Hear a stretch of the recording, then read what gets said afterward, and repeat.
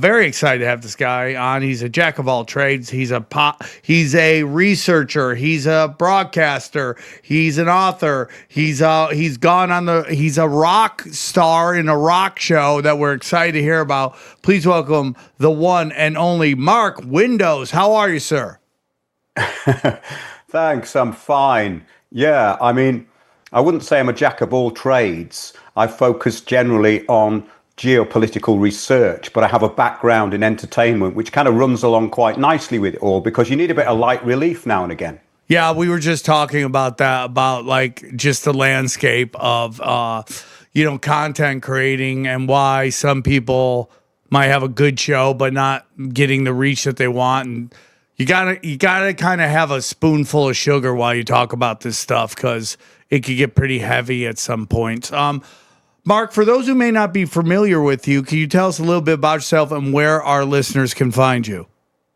Windowsontheworld.net is the website, and the background to what I do was really in looking at systems of governance, and specifically I got into it through looking at the way local governance had changed and what was going on within the court system in the UK. And it changed around 2010 into a communitarian system, same as in the US when Obama announced the Obama Army, and basically that citizens were going to be taking over the narrative, but those citizens are not the community.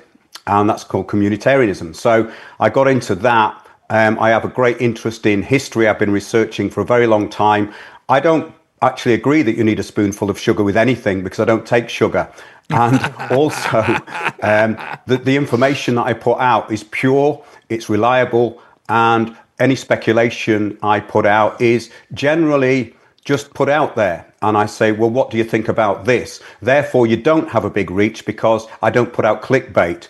But I do have a very loyal audience who are pretty intelligent because they interact with me through the shows and through the website. And to me, that's the most important thing. And also the amount of change that can be affected by what you put out. So I'm not the sort of podcaster who wants a big audience. And I was denied a big audience. I used to work at a TV station called the People's Voice TV, which was started by David Icke. Yes. And that was around 2014. I had a daily show and I was putting out information which was very powerful with a group of people in the UK. And those people brought down several government agencies. Therefore, I was put on a list, I think, slightly targeted, and which meant the shows and the website was very marginalized for a long time. So it's kind of hidden in the algorithm. And that is, I think, a very important point, that if you want good information, you've got to go and find it and search a little. I love everything you said. I mean, I've felt that as well. I watch on YouTube a bunch of new conspiracy content come on. It seems to thrive, and there's something about if you're that old school, conspiratorial content that they seem to still have something for you and they don't want to let you kind of thrive. So I agree with you on that. I've lost YouTube channels. I had to pay back to get my Instagram. So I completely understand everything you're saying. Yes. You brought up something very interesting, and we'll get into your talking points, but we've said this on the show before that through the internet kind of took our eyes off of local and put our focus here in the States on Washington, D.C. and everything that was going on in Washington, D.C. And then they kind of made their move. I like to call them the Bolsheviks. You can call them whatever what I'd love to hear what you think they are. We could call them the World Revolutionary Movement because it's all part of the same thing that you're talking about. Yeah. I totally agree with that. And so they kind of like they kind of pulled our eyes to Washington, D.C., what was happening in Washington, D.C., why we didn't pay attention to our city councils, our board of educations, and all that stuff. And that's kind of where they went to work on it. And I'm glad you brought that up because I totally agree with you on that talking point. And it's just, I know the United States is going through a lot as well. We got a crazy election in... Same template operates all around the world to a greater or lesser degree.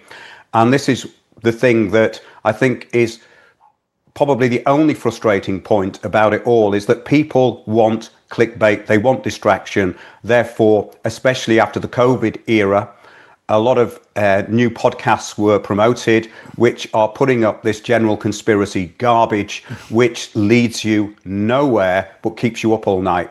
And with a little bit of application, a lot can be done. And yes, everything that's happening globally happens in your town hall. So forget the people in Davos, forget all about what the conspiracy media are talking about. Concentrate on your town hall, because everything global comes in locally. So everything that affects you is done through your local municipality, in Britain, your local council. And it's the same in America, exactly the same template. The communitarian template is the same in pretty much every country. It doesn't matter whether it's taking over a building. It doesn't matter whether it's taking somebody down. It doesn't matter whether it's clearing the way for new developments for land pirates and plunderers to come in. In fact, there's no difference in the template of the Gaza genocide and what's going on in your own doorstep. They're just different degrees of the same thing. Well put. I totally agree with that. So let's get into this. You wanted to talk about the Age of UN Enlightenment? Well, I think your producer looked at some of the shows that I'd put out, and he thought that was quite interesting. Okay. I think that if people were familiar with my work, which many of them here won't be, then they would have a background. So I better give a little bit of a background to this, because I've been talking about the UN global governance system for a very long time. And that system is through the Sustainable Development Goals, known as Agenda 2030. And all of the principles of Agenda 2030 are kind of reversed in a way, because there's the real and the stated goals. In other words, they give you this fluffy cover story, we're going to save the planet and you're going to pay for it. But really, the idea behind it all was that the bankers got together after the Rio conference in '92. There was an international criminal called Maurice Strong, who was the Under Secretary General of the United Nations, and he organized the UNEP program. He was also the head of the World Economic Forum around 1972. So this goes back quite a long way. And they decided that the new system of government would be through the environment. In other words, you pay benefits for breathing. So it's a new form of benefits called sustainable development, which means that in effect, the idea and the cover story of sustainable development is that you don't leave an impact which will impact on future generations' rights. I'm kind of paraphrasing here, but that's the cover story. The real story is that international financiers and bankers got together and decided that they would go for another system, because a lot of people were calling this a capitalist system. So they went to another system, and it came out of the City of London. And by 2008, N.M. Rothschild had put into place a paper called Carbon Trading Global Future Potential. And nobody talks about this.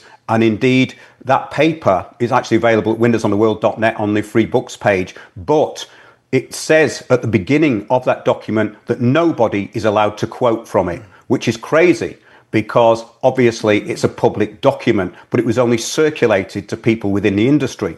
Now, of course, there's a lot more to it than this. We go back to the environmental movement, how it was hijacked, and people like Earth First, who was saying in the 70s, I think Dave Foreman said, the ideal world population would be under 100 million. And from that, they decided that depopulation was necessary on a Malthusian kind of concept, even though now world population is drastically reduced because of these implementations. So basically, what they set into place 30 years ago is falling apart because it's based on absolute lies. In other words, the sea levels are not rising. Yep. There isn't any climate catastrophe, and we're living in a very stable period. And I was involved with a lot of scientists who were challenging the global warming theory. And it's a theory with no foundation evidence. And therefore, what's happening now is it's falling apart. I actually proved that it's falling apart a very long time ago. And the people like Niels Axel Morner, the world's leading expert in sea levels, he actually resigned from the UN IPCC. and we were going to go to this small town in North Wales that was going to be decommissioned. In other words, land grabbed. So we found out that Lloyd's of London would still insure these properties, even though they were meant to be in managed retreat. And Lloyd's of London knew that the climate change thing was a scam. So they're trying to act accordingly and get around it. But what happened was that we did a talk down there to the locals, and the local Labour Party and the fake green Nazis, Nazis is too good a word for them. People get lazy with that word, but the fake green lobbyists actually denigrated me, said that I'd worked on a show on a station with David Icke, and that who thought the Queen was a lizard, and that my conspiracy theories were about as credible as Elvis being on the dark side of the moon, which is one they threw out a few years ago. But what happened was recently, the reason I'm bringing this up is nearly 10 years later, the local papers are saying, yes, it is a scam. And that local paper, they put down, when I was going to do my talk, I spoke to them on the phone about all this. And instead of putting world leading sea-level expert offers to support Fairbairn in court over decommissioning, they wrote protest planned for climate change deniers talk. So there was no protest plan, but they tried to incite a protest. Now, I think you were referring to this kind of ad hominem attack just before we went live. And then they do this, and a lot of the public will believe it. But I think that the environmental thing is the key to unlocking the new world order, as Mikhail Gorbachev himself said in 1996. So you bring up some wonderful points, and I agree with you wholeheartedly, 100%. I wanted to know, what is your thoughts about Bill Gates coming out and basically saying that humanity is not going to be killed off by climate change? Is that a small victory for us, that he's basically said it's not going to be a thing? Because that was well, I think more people have been killed by Bill Gates and his programs than the climate. So it's true. Yeah, he's not lying. Yeah, I totally agree. And we get into this. Again, if we kind of look at what's going on in New York City, you just have a bunch of rich kids, and they don't even have to be kids. Yes. They could be 20 and 30-year-olds, but they're rich kids, and they can live in La La Land, and they can they can create these windmills into monsters and be Don Quixote and be fighting fake monsters because it gives them purpose. Because there is this kind of balance that when you do really well in life, will your children know struggle? Will they? Well, it was aimed at the middle classes, actually, Johnny. That's a very good point, because sustainable development is not aimed at poor people. It's the middle classes are the target of sustainable development. Therefore, if you have 6 or 7 bins and you're recycling, then it makes you feel good. It's like going to church and doing your confession for the week. That's basically what it is. It's the new form of benefice. Of course, it goes all into the same hole, into landfill, or it's exported. But the point is that people need to feel good about their own micromanagement. So if you're going to micromanage the population, they have to feel as though they're doing something useful. And the middle classes are the biggest dupes for that. And I saw that in the borough that I lived in. And what they did, they brought in people who were going to recruit those people and who were going to take down the opposition with the sort of Saul Alinsky rules. And this happened in America too.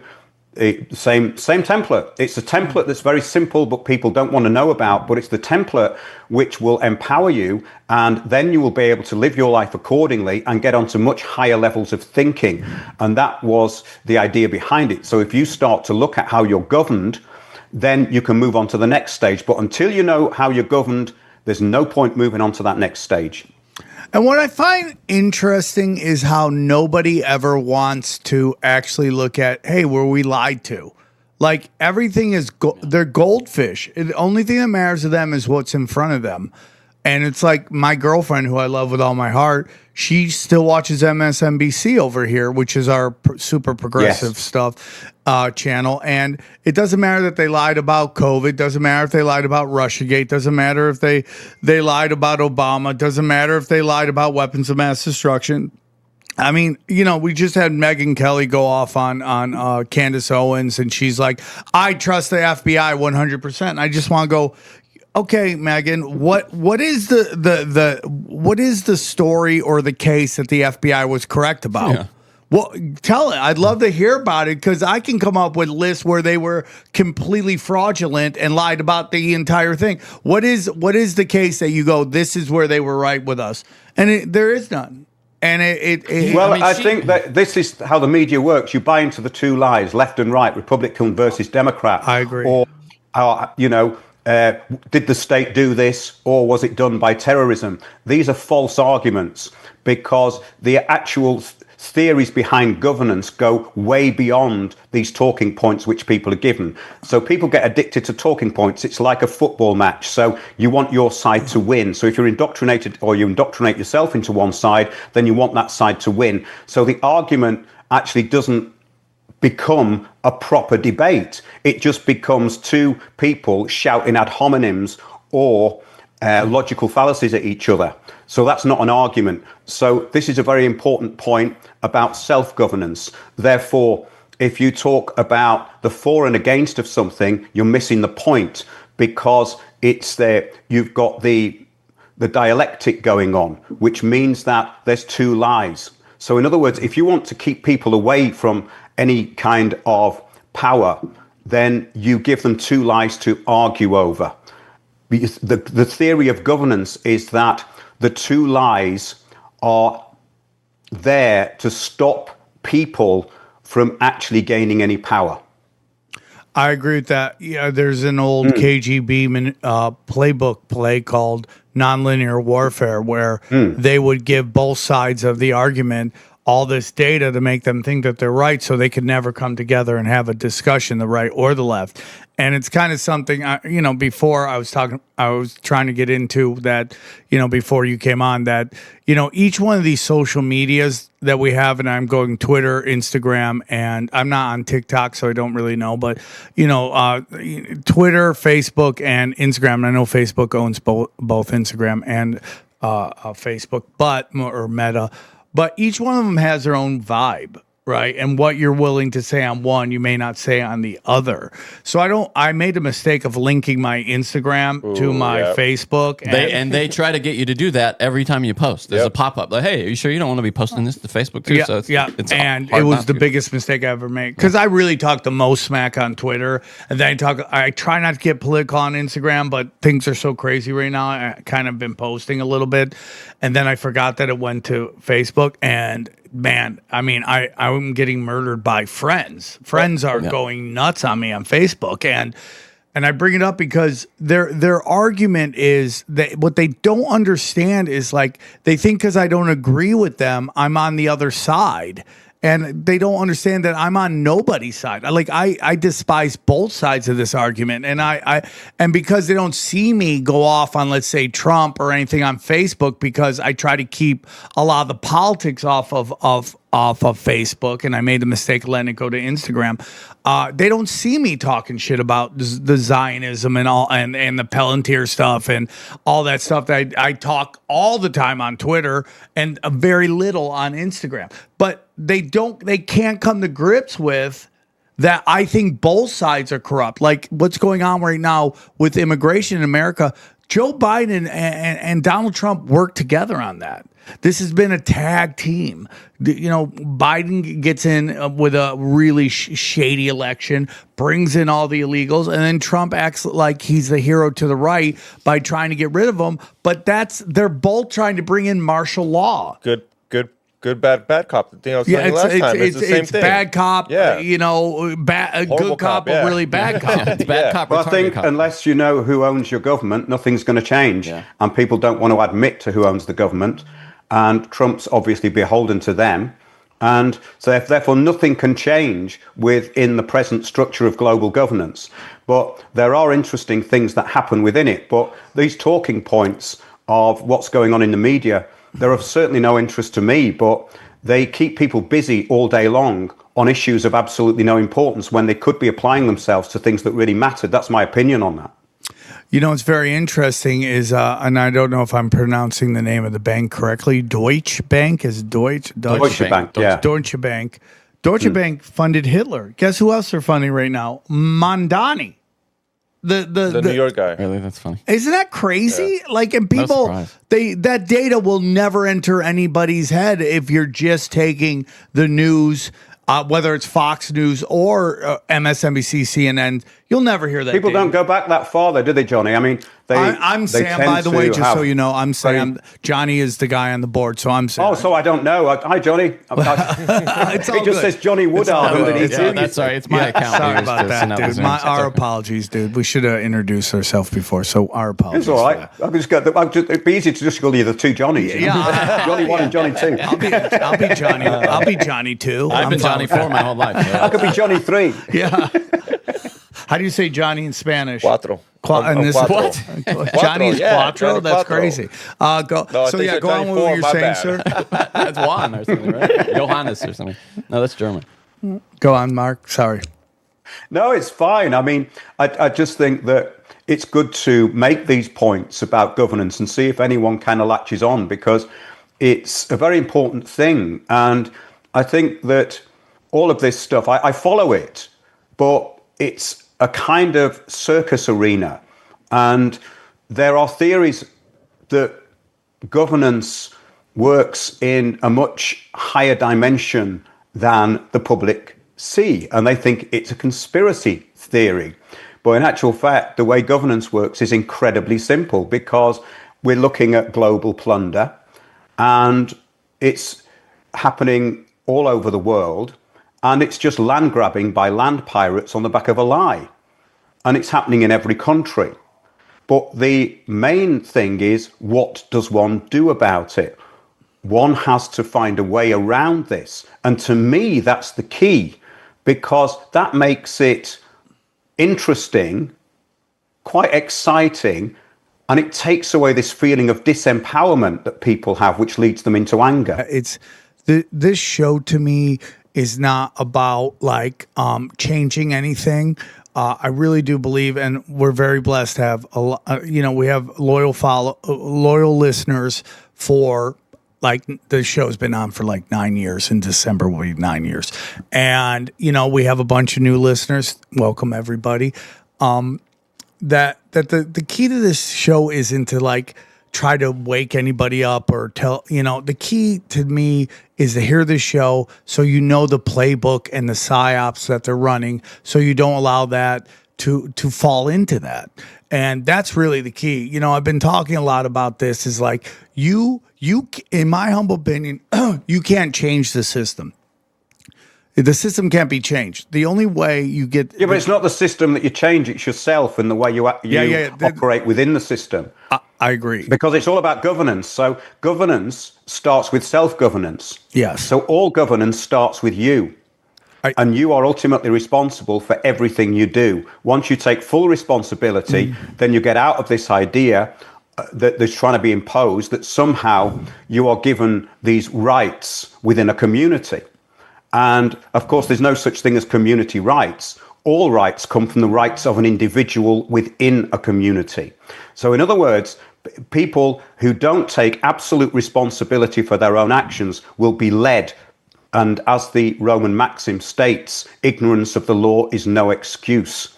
So unless you educate yourself to the principles of governance on the planet, then you cannot hope to actually achieve any sense of satisfaction or kind of progress. That's my view, you see, that it comes from the individual. And the way that I got into this was to actually openly challenge what was going on. And that led to a series of events which were quite scary at times, because I realized that there are a lot of people who are in this system who have got everything covered, of course, and they'll surveil you and threaten you and all sorts of things. But once you look how it actually works and you find out, that is very, very liberating, because you find out where the Achilles heel of governance actually is, especially when it's standing on your own neck. And I've done some things that the world will never find out about, because nobody will report them. Nobody in the mainstream media and nobody in the alternative media. And that, to me, is a very good indication of how people are governing themselves. So I do take this stuff seriously, but I do like to have good fun with it as well. And I think everything has to be balanced. We have to have a balanced view of the whole thing. And it's all about integration. It's all about growing and going through veils of illusion. But the problem is that people will go through, say, one veil, like they'll get maybe that COVID was a scam, but they won't get the, say, global to local governance, or they won't get other issues, say, to do with international terrorism. Well, that's no good, because you're not understanding the system, because terrorism is a form of governance. Pandemics are a form of governance. Everything that's imposed is governance. So you have to look at it and go, how is this governance making sense? And then you look for the holes in it and say, no, it's hypocritical, it's not true. So what's the alternative? Well, there's always a way around everything. And that, to me, is the key to it all. Getting beyond the talking points and into areas where you realize that the whole system can be got around. And that's what happened during the COVID thing. I got around the whole system. I traveled all over the place. And I'd done a lot of stuff in Britain that was, it kind of astounded me. I didn't think it was possible that one person could do it. And it's no ego involved in this. I was just genuinely astonished about the things that I was thrown into. And I just realized that the way that things work is a template, and that template has not got more complicated. It's got incredibly simple. And that's one of the key things, I think, that I like to try and put out. I agree with you. And it's this thing that I've talked about on other shows, but it's about, again, you can't change a system. You have to learn how to beat the system. And by beating the system, you show other people how to beat the system. Yes. And then the system adapts to the new reality of everybody beating it. It's like, even in, like, I'm a stand-up comic, and you can just watch, like, the old way was to get on the Tonight Show, get in a sitcom, get in a movie, and if you couldn't fit in that, you were done. Well, then MySpace comes and everybody starts, I'm going to get a following through MySpace. Once that's you done, remember MySpace? I love that. I love that. MySpace. I used to speak to people on there, like Mike Garson, who's David Bowie's pianist, who played on Aladdin Sane and all. I loved MySpace. I loved you could just contact people. It was great. The only problem I had was that hot Asian chicks would put so much music on their profile, and your girlfriend would be like, "What are you looking You've slightly at?" changed the subject there, haven't you? How do I turn this down? How do I turn this down? But it adapts. It adapts. You know, it's like the way to make it 20 years ago. You can't make it anymore like that. So because people keep beating the system eventually adapts to you. So if you want change, you can't go out there and march and all that stuff. Maybe that. But it's really about just like, hey, dude, figure out the system, figure out what you don't like about it, beat the system, and enough people will watch you. Like, you know, I'm in recovery. I get people hit me up all the time about getting sober. I'm like, bang, there you go. That's how you beat the system. You don't get lost in drugs and alcohol and in low vibrational. People start changing. Change. That's how you beat the system. I wanted to get into I'd be interested actually to talk about that. You know, the addiction thing is a very, very important issue. How did you get around that? For me, it was, you know, I had a problem with methamphetamines, and I had kids, and one day I went out and I was begged to come home, and I didn't want, I realized that, like, my kids, they were 6 months old at the time, and I'm like, they didn't ask to have a junkie for a dad, and I'm like, this is the rock bottom I had begged for, you know, like I was a functioning drug addict, and it was just slow mediocre. I was just slowly becoming more and more mediocre, and then I just was like, I don't want these kids to grow up with a junkie dad, so I decided that was it, and then I just did it in 24-hour increments. Like, I didn't try to build Rome in a day. I just said, you know what, I got this prayer from a friend of mine named Jimmy Cohen, and he was like, Sammy, you're trying to do too much at once. He goes, this is what I want you to do. When you feel like using, just ask God for 24 hours. And I remember I would see people I did drugs with, and I would get this real, like, my body would start to hum because it was like, let's do drugs. And so I did the prayer, and I got through it, and then I started doing the prayer every time I started feeling it, and God gave me 24 hours. Because what you say is like, God, give me 24 hours. Maybe tomorrow I'll use, but not today.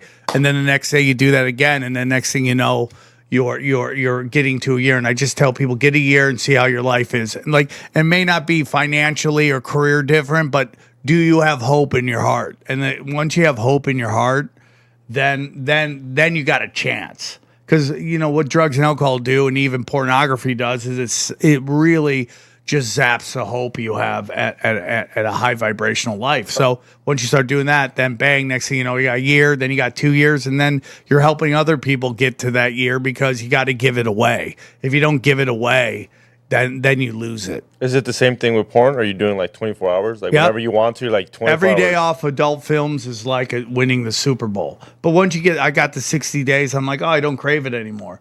But you just got to say, no matter what, I'm not going to watch this. And like ease into it, dude. Like if you have some movies of yourself getting weird, you can watch that to help you get through. That's great. You know, just get through it, dude. And then at some point, if you want to wean off that, but your own work is fine. Well, it's just watching other people with trauma just really lean into their trauma.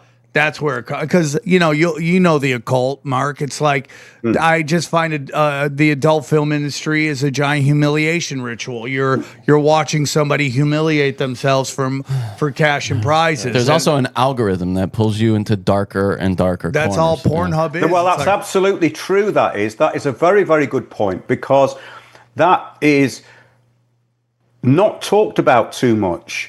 That you can get dragged out. I think social media does this. yes.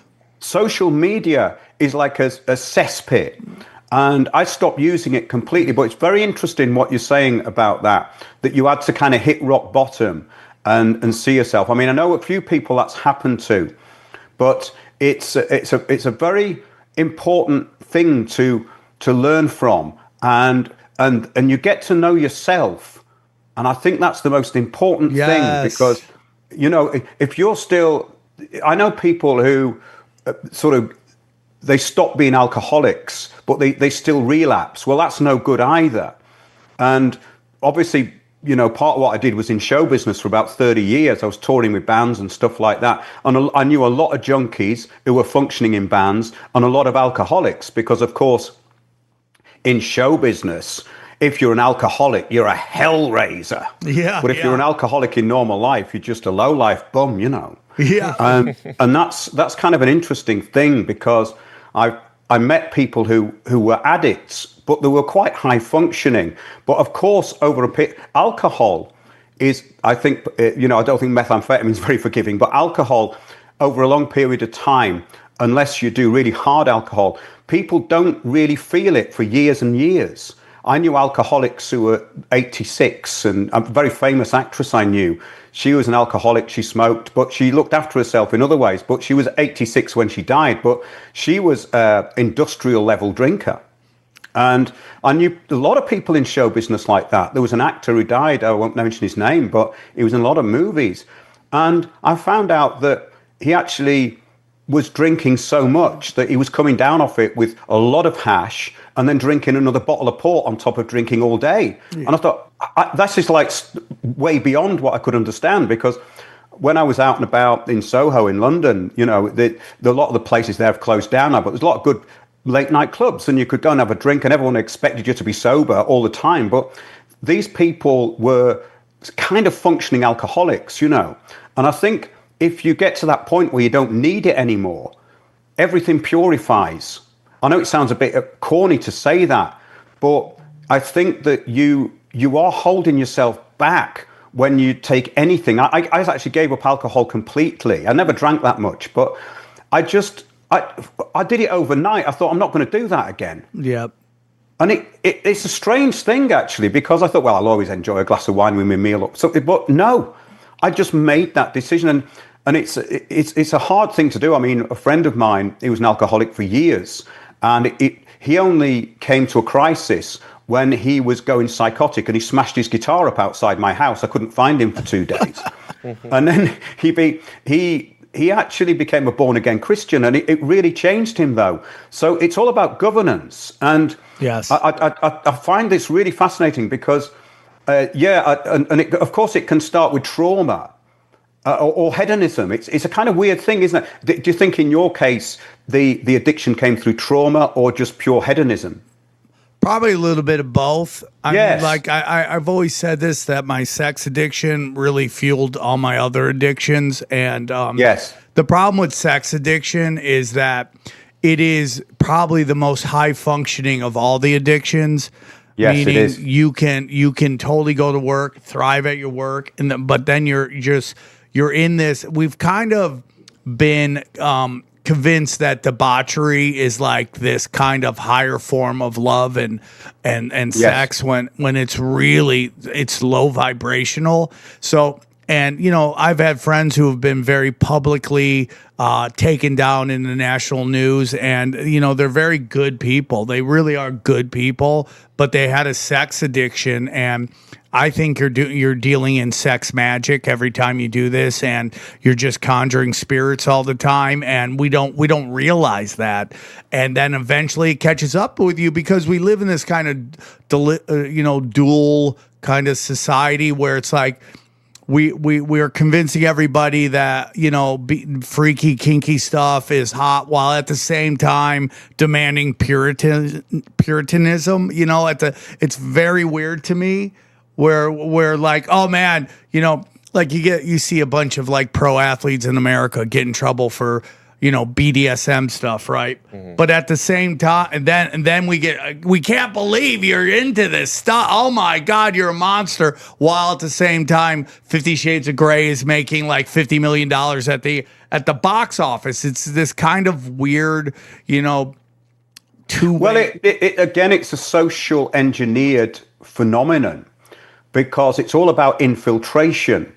And this idea of free love and all the rest of it, it came out, as you know, it came out of social engineering in the 50s and 60s. Yes, hippie. And of course, the Timothy Leary stuff and the flooding of the country with drugs and all the rest of it.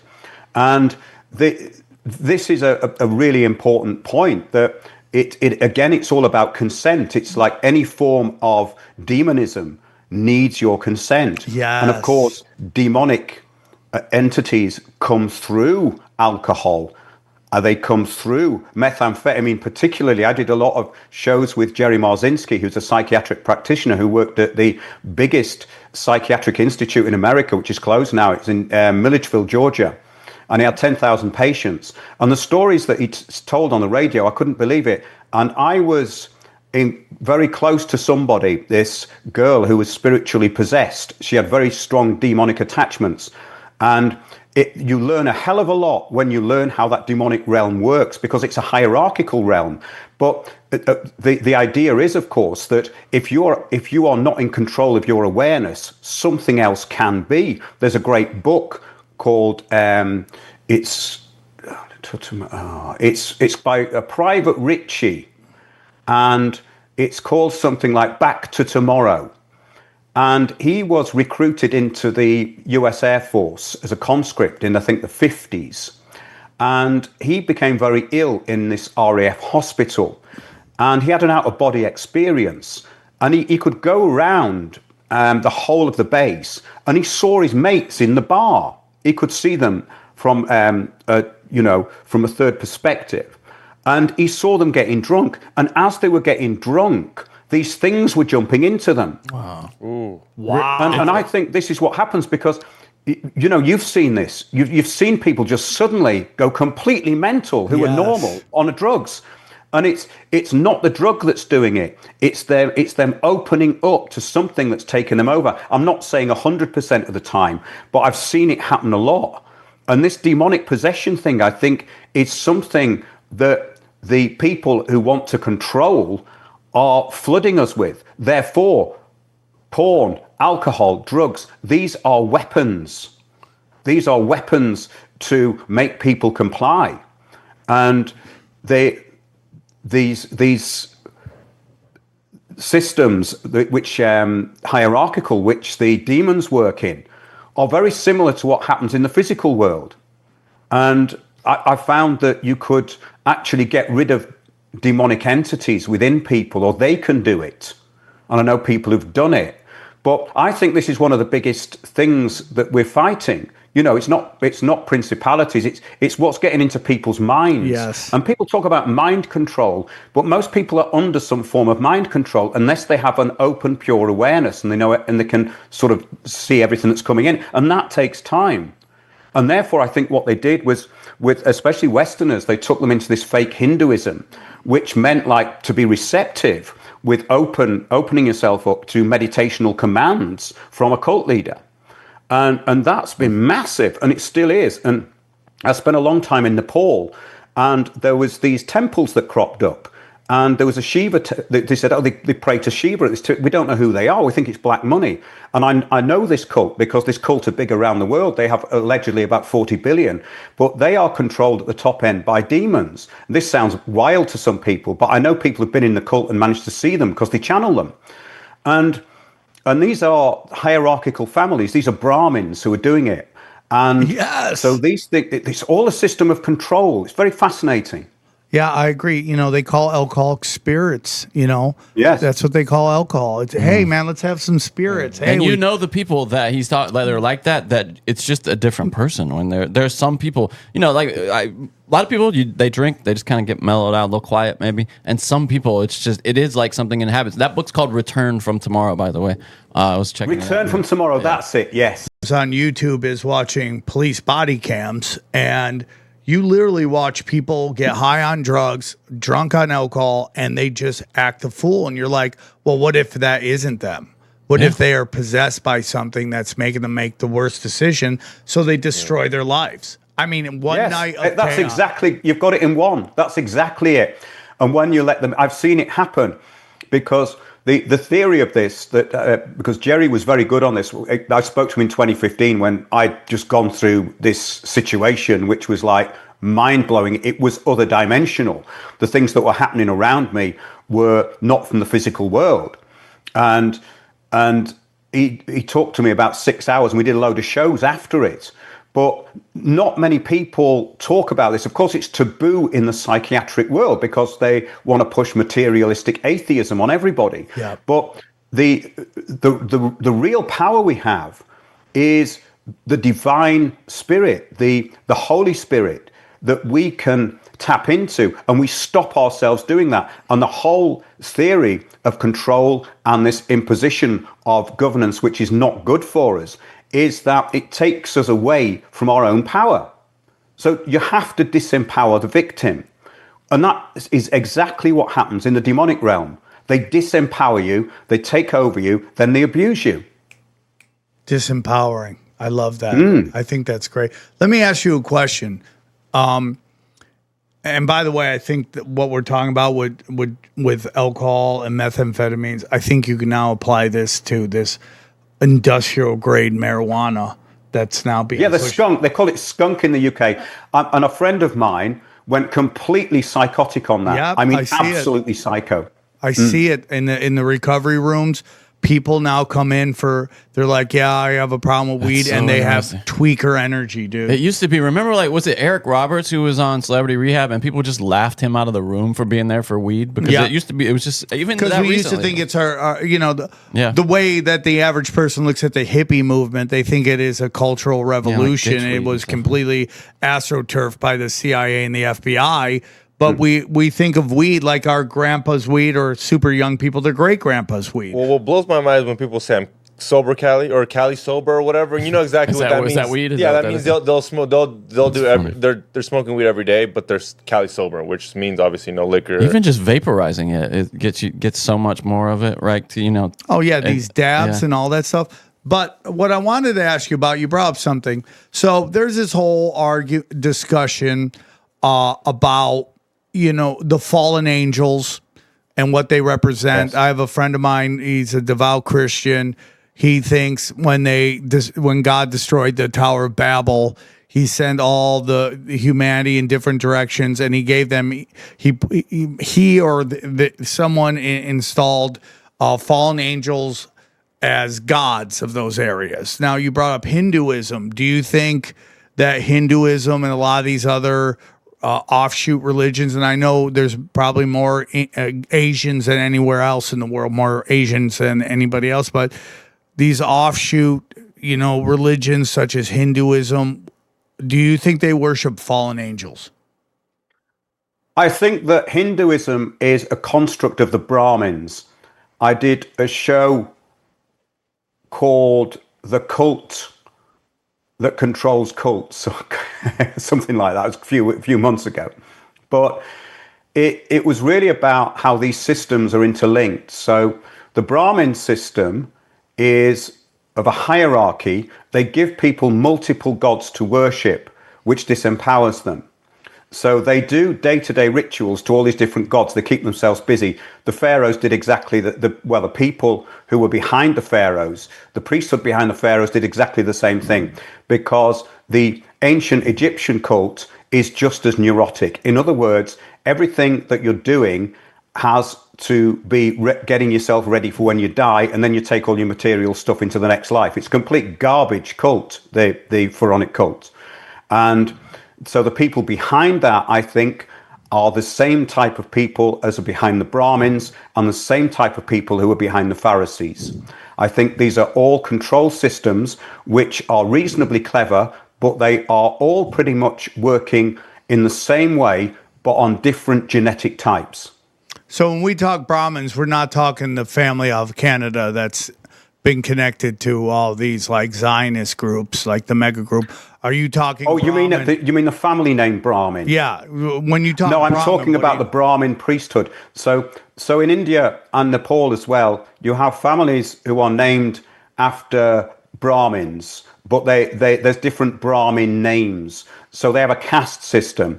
So some people will be warriors, some people will be cleaners, and then you've got the Brahmins, who are generally just the administrators these days, but they have a higher caste system. But the real Brahmins are the people who are controlling the daily rituals of the people, because in Hinduism, most of it revolves around daily ritual. If you look at the Babylonian Talmud, it opens with an argument over ritual, needless and pointless ritual. Two rabbis arguing about what time of day they do something which is totally inconsequential to their lives and has no spiritual impact on them at all. So in other words, it's the same thing. Ritual keeps people in a state of constant activity with no time to focus on anything higher.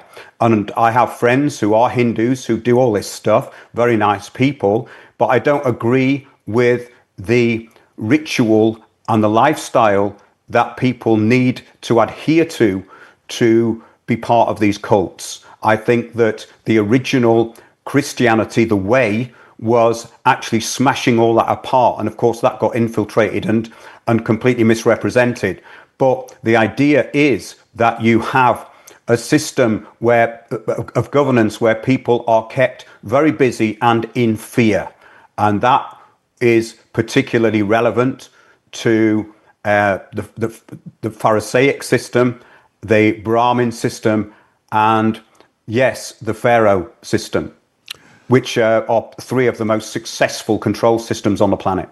I completely agree. So you brought up the city of London, and I've been talking to people, mostly to myself, but I've been talking to people about what we've seen is that this Bank of England has destroyed China, it's destroyed Russia, it's destroyed Germany, it did unimaginable things to India, okay?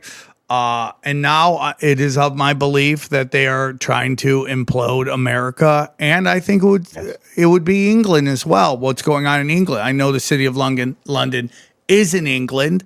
We all know it's not technically a part of England. It's a sovereign territory. It's a separate city-state that is without the jurisdiction of Britain. And so can we get into like the city of London and, Judaism and what that all represents in your humble opinion, like the Britain and the lost tribe of Judah? Yes, to give people a little bit of background here, we're going into an enormous subject which took me about 10 years even to scrape the surface of. And that is that Britain was the original home of Christianity. The Druidic religion was very advanced. and the Druids embraced Christianity way before the Romans had actually rewritten the history. So the history of Britain was rewritten by the Romans. The history of Europe was pretty much rewritten by the Romans. And we have to look who the Romans were. The Romans were a conglomeration of different people under one banner. So there's no such thing as the Romans. There was no such thing as the ancient Greeks. There were the Hellenes and other people who functioned generally under similar systems of governance or were absorbed.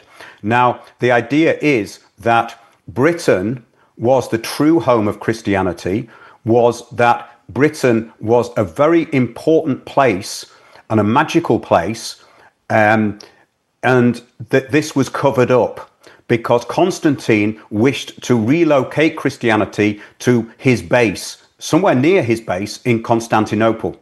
So he chose what is now modern-day Israel. And of course, modern-day Israel was formed in 1948 as the State of Israel.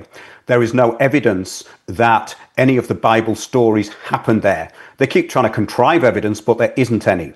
So there is some Roman stuff there, like the Wailing Wall.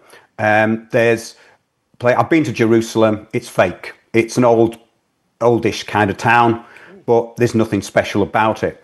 The idea is that at some point in the past, Britain was smashed apart, as the rest of the world has been, by catastrophe.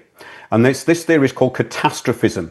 So the state has this idea called uniformitarianism, and that came out of such people like Thomas Paine, the Enlightenment. In other words, that things have stayed relatively stable and the materialistic view of the world is correct, and that science is the way that people decode everything. And now we have the science, of course, which is not science at all. It's called consensus, and it's just made up.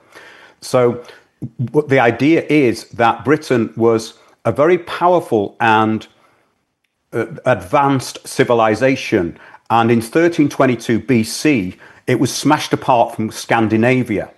And that caused a lot of people to spread out from that continent, which a writer called William Comyns Beaumont claims was the original Atlantis. Now, I don't really go too much into the Atlantis story because it's speculation. But when I started looking at this, and a friend of mine had curated the books of William Comyns Beaumont from the Du Maurier family, who were related into the Beaumonts. And Beaumont was actually a journalist and a writer, and a very, very successful writer and editor of the Daily Mail. And he had this theory that Constantine had relocated Christianity around 325 AD, and places in the Middle East, they created these places, and then they magically found the cross of Jesus, they found the nails, and they found the site. Now, that site was originally a temple to Venus in 119 AD. So what happened was that Church of the Holy Sepulchre, where it is now, that's been burnt down and ransacked several times and rebuilt. It is not an original building, and it never was an original building. So what they did is they constructed these places in the Middle East for the pilgrims. And so people were relocating their belief system to the Middle East. And then I started looking into the history of Christianity in the British Isles. And they say that it was Augustine in 597 AD who converted King Ethelbert of Kent, and this spread Christianity because the Romans have labelled every church in Britain, and now, of course, the National Trust owns or manages ancient sites. They always say this church dates from around 600 AD. They have to say that because the Romans are saying that Christianity didn't fully penetrate Britain until 597 AD. Even the Romans contradict that. So even the Roman documents contradict that. And there are several people labeled heretics who have said that Britain was the home of Christianity. And the more I looked into it, the more it started to make sense. And the more it made sense that it's been taken over and is being absolutely destroyed. So Britain has to be destroyed. Its culture has to be destroyed. And that is the only way that they can start to really take control in a way that will destroy all the spirituality, because there are places in Britain that are very powerful. And that power is still there. This all sounds a bit esoteric. I don't want it to, because, again, it's about management. But when I started looking into this, I thought it was completely absurd that the stories from the Middle East had actually taken place in Britain. And it's not a nationalistic thing. It's nothing to do with that. It's to do with the ancient history of Britain, which was rewritten. So I'm not expecting anyone to believe this. I'm not trying to turn it into a cult. It's an area of research which has captivated me, and I'm trying to get to the truth. So with that said, we've had guests on before, and I don't believe this, but they have discussed whether Jesus was real or not. What is your thoughts on that? I think he existed. I think that he was actually in Britain. There is a story, of course, of Joseph of Arimathea, who was a very wealthy trader, and he took the young Jesus to the tin mines in Cornwall and around Somerset. A church was founded 30 AD in Glastonbury, and that church was a round church. And the Druids, who I believe adopted Christianity, and Jesus was in the British Isles, they always worshipped in circles because they don't have sides and you can see everything within a circle, because a circle sees all directions. And so the original temples were in the open air. So the idea of the control system is that they build square temples and you have to go there and consult with their priesthood. And the idea was that there was an advanced civilization which was highly evolved in that they had a good sense of law and order, they had a good moral code, and also they had an oral tradition which was passed down for thousands of years.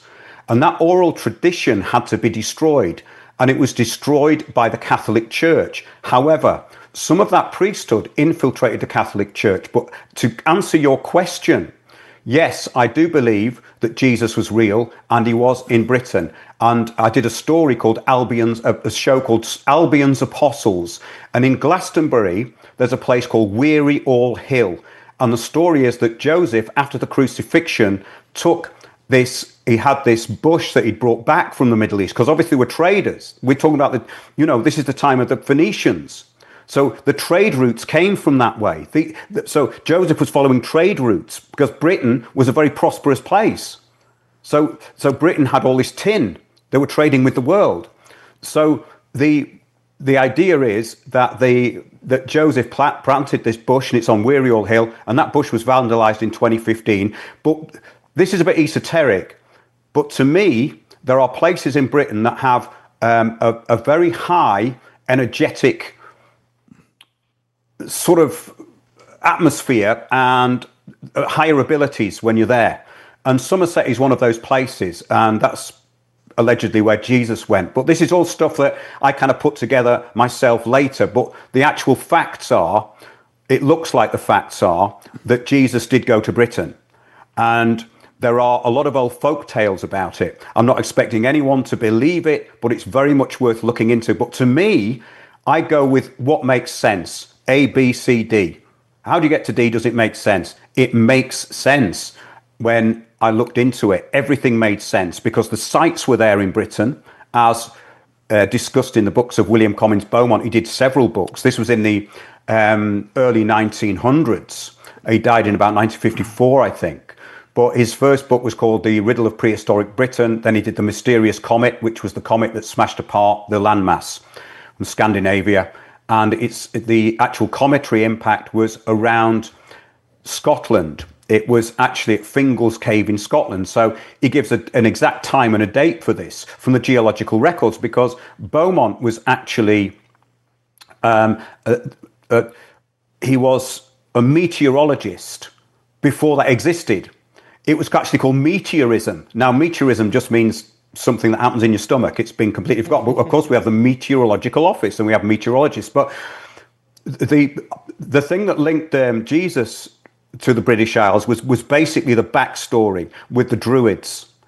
And I started really researching the Druidry. And you have to be careful with that because, of course, the Druidic history was completely written by the Romans. But some of it survived through the church, especially in Ireland.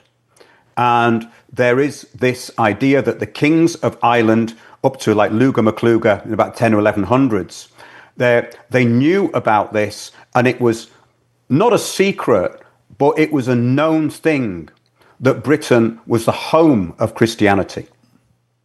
Is that book that you just meant, Prehistoric Britain, is that by Timothy Darville? That's William Commons Beaumont. Oh, well, Now, I just want to ask for a bit of clarification. Now, are you suggesting this happened during the so-called lost years, or actually, are you saying the events of the Bible were in large part on the British? When I first heard this, that the events of the Bible and the places they were referring to were actually in Britain, I laughed it out of the room. Interesting. Okay. But that's what I'm saying. But I'm not saying it lightly. I'm saying it through 10 years of actual research. Yeah. Because I've researched the places. And there's something that resonates with it very, very powerfully. Now, interestingly, I went to the modern day state of Israel, and there is nothing there. There is nothing there. The whole place is a decoy, in my opinion. And that would make sense. That would make absolute sense with what's going on. So with global politics and what's happening at the moment, and Israel's being allowed to destroy itself, which I think was the original intention. Of course, the way that it's happened so quickly recently, over the past couple of years, is, to me, almost being allowed to happen. I say almost because I think there is resistance to it. But I think the point is that Zionism was set up to fulfill a function. And that function may be coming to an end. And that place in the Middle East, to me, was a decoy. There was nothing there. There was no spiritual power in that country, in that piece of land. And if you look at the history of it, it's quite interesting, because on the first Aliyah after the Second World War, when the illegal immigrants turned up in Cyprus, the British helped them over there. It's called British Mandatory Palestine, of course. The British set it up. Then, of course, the Haganah and the Irgun, as soon as they had got in, the Zionism was always militant. The Zionism was always self-destructive, because they killed the British. They did the King David Hotel bombing. The Stern Gang were killing the British. They were robbing banks. There was two groups called the Haganah and the Irgun. And the Haganah and the Irgun, the people who were in that, who were killing the British, are now in, or were in, especially around the time of 9/11, the American government. Yep. And it's interesting that Frank Lowy, who was involved with the Twin Towers, he was knighted by the Queen before she died. And he is an arch-Zionist, and he was, I think his parents were in the Haganah. But there was two groups, the Haganah and the Irgun, and they didn't always agree with each other. But the terrorism started as soon as the immigrants landed. And Zionism was originally a kind of idealism. And I would actually rather talk to someone like Avraham Stern than a complete and utter maniac like Netanyahu. Yes. Because I think the original people who went there, even though they may have been misguided, did have some principles. So even though Stern was a terrorist, I would still rather talk to him than the lowlife that is leading Israel at the moment. When you say you think the Israel project is coming to an end, what does that look like to you? It looks like they're destroying themselves in the eyes of the world. And there will be no Israel after that, or will it change? Because I don't know how it goes on after this. I don't know how it's allowed to continue in any kind of function as a state or a country after this. I mean, there's some biblical prophecy where the world wants to go to war with Israel, and that's why a lot of people think everything's being done out in the open to piss people off at Israel, so everyone goes in there. There's prophecy that the Europeans will go in and start to regulate Gaza. But do you think, based on your decades of research, do you think there's a way for Israel to still function after this? Well, I don't think it does function. And I don't think it's ever functioned, because it was an ideological project. And I read about the formation of Israel many years ago. And there was a book called Israel by Chaim Bermant, and it came out in 1967. It's very interesting, because the only people who wanted to go there were idealists and intellectuals. Nobody wanted to go there. no Jews wanted to go to Israel. Yes. So what happened was they brought in hundreds of thousands of illegal immigrants from Russia. And Russia is the second spoken language in Israel, I think, to this day. So basically, a load of people who were idealists came over from Eastern Europe, and they said that they were going home when they had no connection with it whatsoever. They have no connection with the Middle East. So I think there's a strong possibility at the high end they were funneled there for a very good reason. So they'd be surrounded by their enemies and basically destroy themselves. That would make sense. Because if the group became troublesome, as they have, then there must be a higher governing system that's in place that is letting them do it. Because they have been allowed to get away with this genocide. And of course, Britain is 100% behind that genocide. Yes, 100%. I always say that, you got the, it's the Jews on everything. And I'm not saying there aren't Jews involved. I don't think we need to use the word Jew because it's very misleading. Okay. The word Jew came from Yehuda. So the people who we're talking about are not from the tribe of Yehuda. Okay, so I'm listening. It's a completely false premise. The word Jew originated not that long ago. It was only really it was around 800, but then it came in just around the 14th century. It started to be used in print because there was different versions of it before, like you and Lu, and they were these different words. So the word Jew is a modern construct historically. So I don't think it's helpful to use that word when we're talking about this governance system in Israel, even though that's the cover story. So I don't consider this to be a religious thing at all. There was never anything religious about Zionism. It was attaching itself to certain religious principles and ideologies which had nothing to do with it.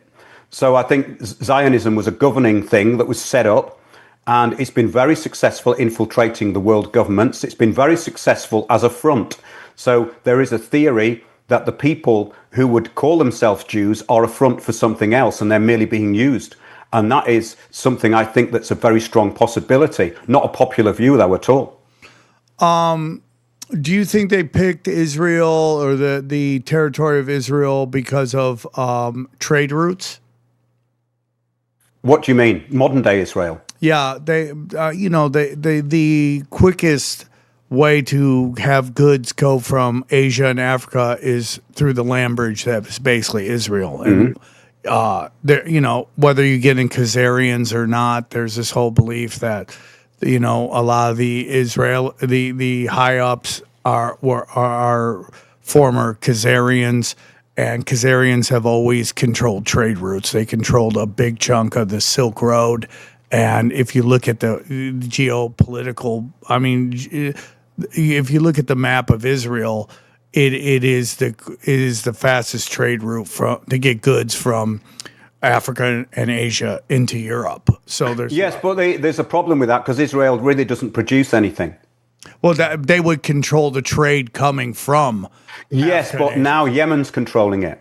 Yeah, and that's You see what I mean? So when you look at it, it's interesting because there's layers of this. You're going into the Khazarians thing, that's about 700 AD, mass conversion. But there's always been these mass conversions up to the Sabbatean Frankists, which was the most destructive of them so far, which was Sabbatai Zvi and later Jacob Frank, two absolutely manic lunatics. Jacob Frank was a psychopath, but he managed to get millions of people who call themselves Jews following him, same as Sabbatai Zvi.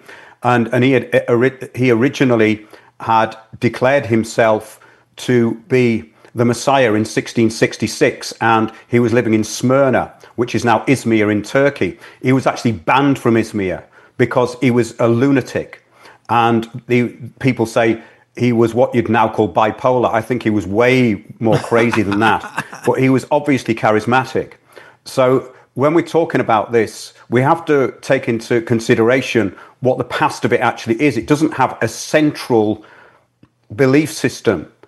The Kabbalah was a later introduction from the 1200 in the Languedoc, and that infiltrated Freemasonry, became the Scottish Rite. So we're talking about an infiltration system, really, rather than a religion. So when we look at what has come out of it, we have to ask ourselves, is this a good governing system? Because Sabotage V was, he was given a choice in Turkey at the time. The Sultan said, you either convert to Islam or we execute you. So he converted to Islam and he became the doorman of the Sultan.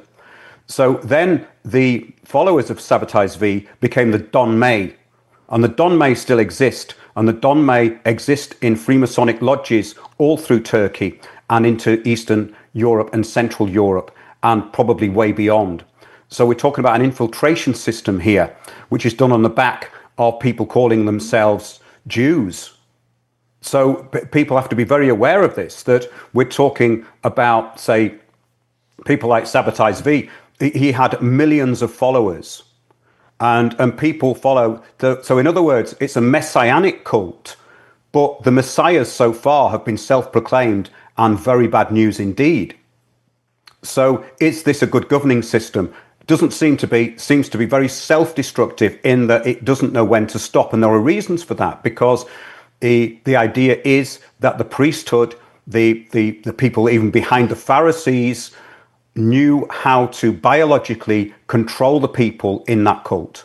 And to me, that's much more interesting than talking about this fake religious aspect of it.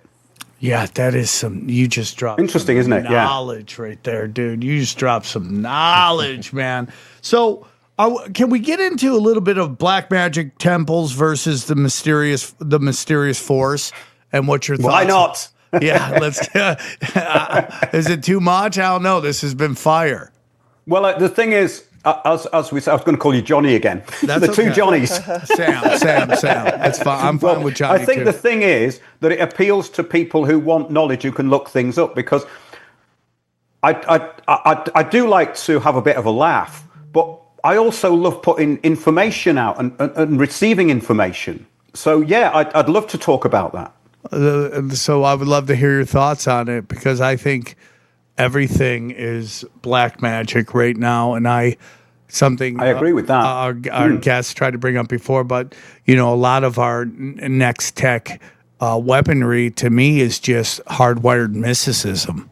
They've just figured out to hardwire it, like in the Marvel comics, Doctor Strange. They're able to manipulate energy and your thoughts and get into your head and get you to do, through MK Ultras and lasers and weather machines, and whether they have the ability to time travel and stuff like that, cloaking, all that stuff seems to me to be old school magic, dark magic tricks. And they've over centuries fine tuned it. So the whole point about a magic trick is like, can you do it over and over again, right? Like when that hypnotist goes on, he guesses people's number. All he has to do is be wrong once, and he's done. Yep. Right? So, like, that's the key. Like, Johnny, okay, you're psychic, Sam. Yeah. Tell me this, tell me that. Well, if I can't do it, Johnny's like, then you're not psychic. On camera, anyway. But if I can do it constantly all the time, Johnny may give me an inch and be maybe you're psychic, right? Yeah. A tiny inch. But these people have been working in this black ops, dark occult world, and they've been just funneling all this fractional reserve banking money into it to fund the ability to be able to do mysticism over and over again at any moment they hit a button. So what are your thoughts on the black magic temple versus the mysterious force? Well, the black magic temple would be the black priesthood. When we look at people who work within the church, they wear black robes. The reason they wear black robes is because they are not spiritually advanced. They are for the day-to-day duties, and they are the doorman of the priest class. The priest class would only ever wear white, and that goes back to the Druids, you see. So the white is the purification. If they're wearing black, then it goes into this idea that they're either gatekeepers or they're there for no good. And the mysterious force is this story that Freemasonry was put together in 43 AD to destroy the early Christians, because they had what is described as a mysterious force. So Freemasonry was set up with someone called Hiram Abiud. And the whole idea was that it would be a counter attack on Christianity, which of course it is. That's what Freemasonry is. And they say that they are multi-denominational. I know that isn't true. And the whole point is that it goes down to spiritual power. The current elite, in my view, have no spiritual power. They are materialistic atheists and plunderers. Therefore, they are weak. Therefore, they can be defeated easily. Now, not easily in the respect that they can be conquered by land armies because they're controlling everything, but conquered on a high spiritual level. And that, I think, is the key to what that was about. It's about this idea that the current so-called elite are not elite at all. They are basically plunderers, and their system can never work. And it hasn't worked, and it will never work, because it's based on principles which go against the natural order. Yes, dude. Yes. Yes. Does that make sense? 100%. You know, I've said this before. I'm trying to keep it very concise, obviously.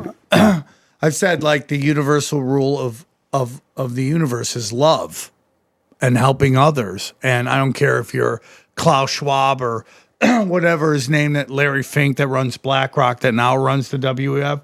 You're not bigger than the laws of the universe. And if you're not helping others and being in love, acting in love, you're going to fall, dude. It's just energy. Everything is energy. What is the energy you put out versus what? And I think this brings up a really good point as to what are they really trying to achieve.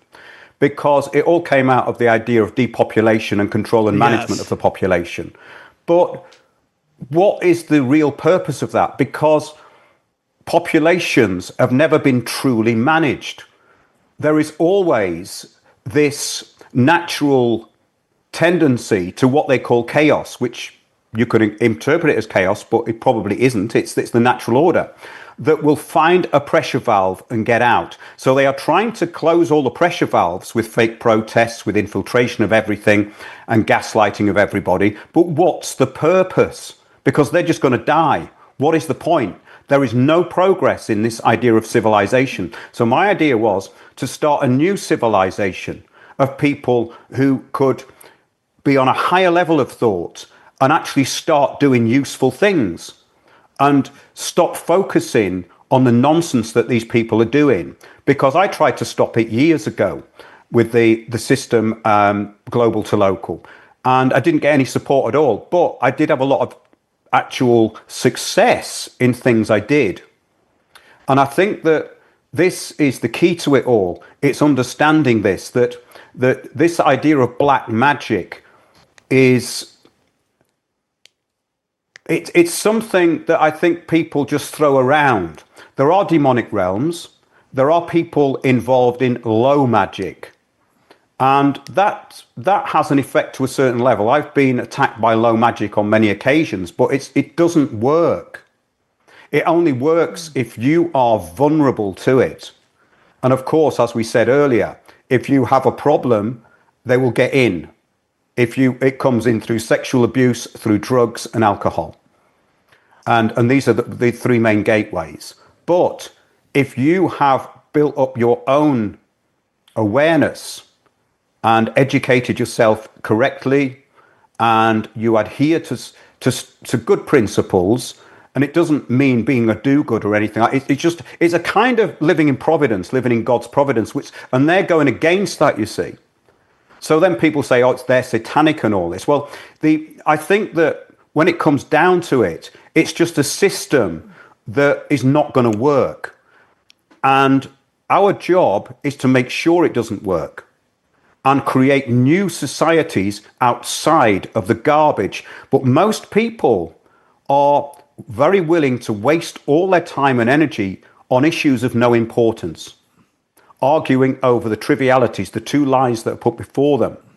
And once you get beyond that, I find it very, very liberating and fascinating, the whole thing. I've never felt better in my entire life, personally. Yeah. I'm with you on that. So as we wrap this up, my question to you is: you've dropped some real pearls on us. It's been an excellent. I've enjoyed it. Thanks for having me on. So you can come on anytime you want. It's open door. So as we put this out, this will go out on what will it go out Thursday? Yeah, Thursday, Friday, right? And Probably Friday. people are going to listen to Fridays. This will come out on Friday. People will listen to this, and when they listen to this, what can they do? What can we tell them to do that will help them break out of this and not be a victim to this social engineering that is constantly bombarding them every moment of their day? Concentrate on what's important, live in God's providence, and don't follow the two lies. I would agree with that. I would agree with There's obviously more, but you wanted me to wrap up. There's a soundbite for you. No, dude. I mean, if you can go into that a little bit, because I would love, and then I'm not looking to end the show. I just want to be like, this is kind of how we'll leave it. But can you get into that a little bit? Is that possible? Yes, I did a show called What is Divine Providence? And the idea is that if you do things in the right way, at the right time, and that means at the right moment, then something opens up. And if you do things for exactly the right reason, and this is going beyond just trying to say, I'm going to help everybody. It's a kind of thread. It's very, very easy to break that I think is incredibly important, because if you strip away all the distractions and are truly honest with yourself and you work on your own awareness, and by that I don't mean going into group meditation and stuff like that, there are states of mind where you can be open, aware, and they are like meditational states. And from there, everything else is formed. It's like the unified field. And people can get lost on that when they talk to gurus, but it's a very important place to start. And then a lot of the distractions seem to fall away. And what I found was that the issues of no importance then were of no importance. Because what I see is people I knew from 30 years ago, they have not moved on. They are in arrested development. And that's a choice. That's a choice that everybody has to make. We're all naturally lazy, and the system feeds the laziness, because lazy people are incredibly easy to control. So if we get away from that and stop getting addicted to the two lies, for and against, Republican versus Democrat, materialism versus organized religion, all these stupid false arguments and arguing against them, they are there to waste your time. The way people are governed and the way we are governed is very simple, but it has to start with governing of ourselves. And then our actions become more refined, more useful, and above all, more effective. And that, I think, is what these ancient civilizations had. It appears that the ancient Druidic priest class were very advanced thinkers, and that they had telepathy. Now, telepathy is not something that is abnormal. I think telepathy is something that is quite normal, because we all actually experience it at some time or the other. But because of all the impositions and the nonsense and the education that we've had, which tells us, oh, that could be this, it could be that, it's nothing, then we go out of focus with ourselves. And when you go out of focus with ourselves, you get what's happening in Israel. You get a genocide, because that means people are obsessed and easily controlled, and they have a belief system which is false. So in other words, what's the outcome of that? Nothing good will ever come out of that. And it's beyond a kind of peace and love thing. You know, the thing is that people they're attracted to very simplistic things. And that's everybody. We all are. But I think that if you work on principles which take you to somewhere higher, be in the world and not of it, and that doesn't mean going and living in a monastery. It means carrying this everywhere you go so that you develop a very incisive view and are able to decode more clearly what's going on around you. Because this biorobotization has taken over most people. Most people are biorobots because they cannot focus on something of importance for very long at all. And they cannot take in the significance of things that are really important over trivia. And that's where I think the training comes in. And I think that's where the challenge is. And I think that's what makes life actually really worthwhile. I call it the lifelong learning project. I found that great. This is great. Great episode, man. Absolutely amazing, Mark. Mark, one more time, tell them where they can find you. WindowsOnTheWorld.net. I'm doing a live stream tomorrow on my YouTube channel, Windows on the World. On the website, you will find information going back to about 2014 when that website was set up. So, yes, that's where to find me. Thanks for having me on, Sam and Johnny. And I really enjoyed it. Thanks for listening, and I hope the viewers get something out of it. They're gonna love it. Just we're gonna. I just gotta ask you a couple questions off here, guys. Thank you so much for joining us, and let's break down the episode. All right, guys, what'd you think about Mark Windows? Great guy. Came in hot. I mean, dude, one of the best episodes we've ever done. I mean, are Johnny, as a Christian, are you open-minded that Britain is the real birth of Christianity? Are you open-minded to that? Sure, I don't think it's relevant at all. I mean, I don't think it impacts the stories in the Bible could have happened on Pluto. I don't care. Do you think it possibly happened on Pluto? It could be. Could it be It's that far? possible. And that's why they're trying to make us not look at it. It's funny. I've heard that idea before, that the lost years, like, of Jesus, possibly he came over on those trade routes, but I hadn't heard that like all the shit in the Bible happened in England, which is fascinating. That's I mean, it makes sense if they want to shish kebab us. I mean, like the state of Israel is not the Israel of the Bible. Johnny, do you have a problem with that? no, of course not. It's not. I mean, Yeah, and it's like I mean, there were kingdoms of Israel in the Bible. It wasn't like Israel is basically those who follow the teachings of Jesus. That's so- what he said. Yeah, for sure. And it's not a place. I mean, and then you have a people that are, that were homeless. Yeah. Those lost years, do you think the Vatican, do you think the Vatican has proof of it? If there is lost years of Jesus, do you think the Vatican has anything they have of that? everything. Because, I mean, how are they lost? How are they lost? To me, in my eyes, it's like, how doesn't anyone would have kept... Well, he wasn't going around preaching, I guess, so... And back then, if you're not famous... they're not called... But they would have asked him before he died, hey, Jesus, what were you doing? It's not a blog, dude. It's literally years that nobody actually knows what he did. That's why they're called the lost years. It's not lost like blog updates. No, but I'm pretty sure... Dear Diary. No, I know that, but I'm saying they would have asked him like right before when they... Hey, Jesus, what were you doing when you were 13? And someone must know, and someone must have written it down. I don't know. I'm just saying it's crazy how just... And I'm not saying that we have. I'm just saying does the Vatican have them? If there is any proof of it, do you think the Vatican's there holding it back? I wouldn't doubt it. It's very hard. Yeah, I don't know. Obviously, with Judaism, everyone's super sensitive, but like Catholics are interesting too, because all my Catholic friends, I love them very much, but the Vatican just more and more comes off as evil, more and more evil. They're the Shohei Ohtani of hiding pedophiles for sure. Like, Yeah. They're up there, dude. Israel's pretty bad too. No, but they're the 5-tool player of hiding pedophiles. The Catholics, like they. Yeah. The Israel's kind of the under the radar star. You know what I mean? Like the guy that is actually almost as good as Shohei, but nobody talks about him because he's slick. Like if it was the Anaheim Angels. Yeah.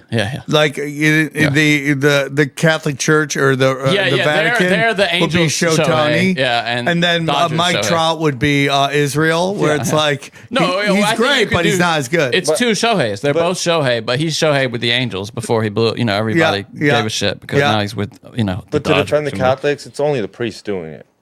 It's not. Well, I mean, that could be applied to almost every religion. It's like the because Israel is Muslims. just random people. There's a lot of just they'll defend anybody. In Mexico, if you're Catholic and you're not a priest, you don't get defended for fucking touching a kid. You go straight to jail too. It's the priests who they defend. It's very interesting. You're bringing up very interesting things. But all right, guys. Finally, it's so funny, Johnny, because you think I'm an idiot, right? You go, oh, you can't projecting. read. You're not smart. You say that all This the is time. all projection. By I you. know you. Yeah, I know what you think. You're You're illiterate. You spell horribly. You have to ask guests for how to spell things they said. You're dumb. Right? I get That it. was a hard ass word. There's no way I would That have was got it. he needed to look it up. Do you see that? So, anyways, What communitarianism? Yeah. yeah. Now look at just the way he said it. Like I No, can't even say it. I'm a good speller. That's always been you're, my thing. You're man. an elitist. That's what you are. And you No, look down I don't. You look down on me and even more down on him. I don't And project. I don't appreciate that. I do. I didn't even graduate. I wonder how he Spelling looks is at not me. any. This guy got a high school degree from Mexico, which is that's third grade in America. Yeah. Anyways, you heard a lot of things he said doing deep research that we've been talking about on the show for a long time. So I feel like we're really on it and we're doing really well. And again, this show is not about how do we change the world. This show is about how do you change your life and become educated so you don't fall for their psyops. That's what this show is about. It's never about leading a movement to change everything. That's never gonna work. Yeah, dog. Yeah, dog. It's all about You're going, totally right. right? It's just like if you listen to us and you realize, oh, this is their plan, you work on yourself. Locally too. Work locally, act globally, work locally. That is the key. And again, we're Think gonna say, globally, act locally.